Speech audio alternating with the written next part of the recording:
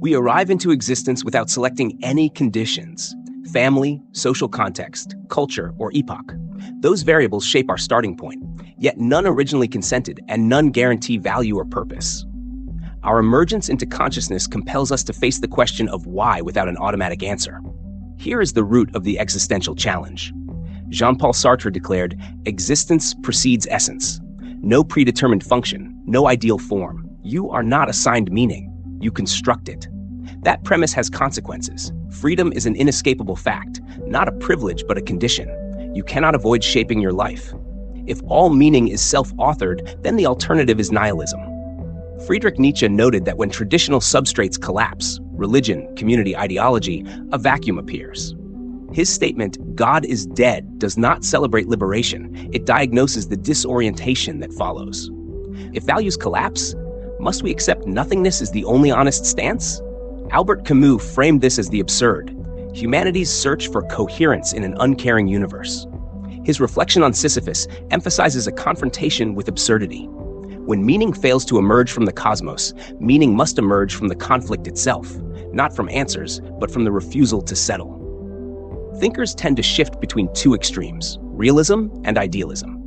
When existential awareness sets in, realism warns us that life can be chaotic, indifferent, unpredictable. Idealism tempts us with constructed narratives, religion, ideology, progress, promising coherence. The tension between them is where existential reflection lives. Søren Kierkegaard located this experience in the dizziness of freedom. You can choose any path, but each choice forecloses thousands of other possibilities. The instability of freedom can resemble vertigo. Indecision is an expression of awareness, not failure. Martin Heidegger described our condition as being toward death. Mortality is not an external fact we can schedule. It is an ongoing horizon. From it emerges urgency, but not urgency toward emotion or sentimentality. Rather, it is urgency toward deciding what yields an authentic stance toward existence. Camus again observed, "One must imagine Sisyphus happy, not because he succeeds, but because he accepts the terms." The emphasis is on the integrity of the act, not achieving a goal, but inhabiting the process. Sisyphus illustrates existential clarity. One defines meaning by choosing to act amidst contradiction. What is the path forward in practice? First, acknowledge freedom and finitude. Recognize that conditions limit options, physical ability, resources, history, but do not prescribe meaning. Those constraints must be navigated. Second, understand responsibility. Because you construct meaning, you also bear accountability for outcomes.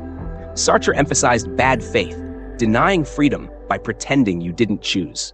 Rational choice entails embracing the burden.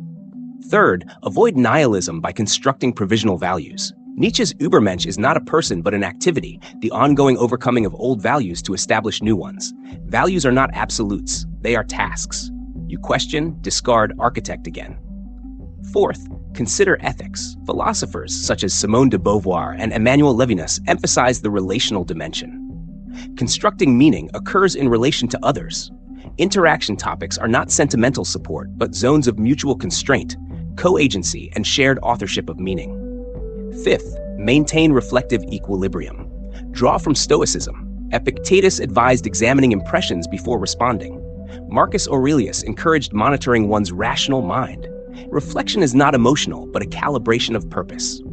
Let's examine common traps. 1. Moralism without foundation. Dogmatic systems often attempt to override freedom. When value is assigned externally, free choice becomes illusory. The remedy, maintain autonomy of critical reflection, even within traditions. 2. Paralysis through complexity. Recognizing freedom can cause analysis paralysis. Kierkegaard called models of inaction despair. Decision-making requires embracing uncertainty with a provisional commitment. Assess evidence, set direction, revise later. 3. Comfort in denial. Technological distraction, consumerist routine, ideological echo chambers, they soothe existential anxiety but prevent awareness. Stoic tradition proposes voluntary discomfort and reflection to maintain clarity. 4. Solipsism. Rejecting all meaning risks dismissing other viewpoints. But existential theory affirms intersubjectivity. Meaning is constructed in relation. Camus addressed friendship and solidarity as non-ideal but rational responses to absurdity. What principles emerge? A. Intentionality. Choose projects that align with reasoned priorities. This is not charismatic inspiration, but clarifying intentions, a thesis of one's existence. B. Integrity. Acknowledge when actions contradict stated values. Integrity here is coherence of commitments and behaviors, not moral glory. C. Revision. Nietzsche's eternal recurrence thought experiment asks, would you live this life again? The point is not cosmic repetition, it is reflective reconsideration. If not, revise values and strategies. D. Connection. We are social subjects. Beauvoir's ethics of ambiguity holds that other people matter in the process of constructing meaning. Shared realities reinforce autonomy. Let's visit examples. Leonhard Euler defined E and Pi's transcendence for pure mathematics, not utility. He chose clarity within abstraction. His meaning arose from logic itself. Rosa Luxemburg insisted on balancing individual liberty with collective struggle. Her existence reflected constructing meaning within volatile social conditions. Simone Weil spoke of attention as waiting. She practiced open, objective awareness of reality without easy consolation. No sentiment, but rigorous attention. What does this look like day to day? Wake up, confront routines, choose not to autopilot, ask, why this pattern? Work. Make choices aligned with clarity, not convenience. Converse, engage others as co-authors of meaning, not audiences or opponents. Reflect, review actions, revise directions. End. Acknowledge mortality without drama. Return to mourning. This cycle is not inspirational, it is operative. Progress is measured not in happiness, but in coherence. A logically consistent stance toward existence within given constraints is sufficient rational accomplishment. Existential crisis is often described as breakdown, but it can be reinterpreted as breakthrough. When conventions collapse, reason becomes necessary. Conventional beliefs are exposed, and only choice remains. This is not tragic, it is the activation of autonomy.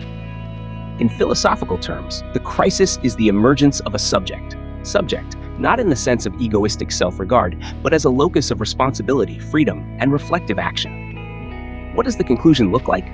No closure, no ideal resolution, rather a maintained equilibrium. Freedom recognized and engaged, responsibility accepted, values projected, tested, revised, relationships affirmed through dialogue, mortality acknowledged within an ongoing project. This equilibrium is not tranquil, but it is rational. It does not promise serenity, only purpose. So existential crisis ends not in sentiment, but in rational operation. It transforms anxiety into structured engagement. The subject is now an agent,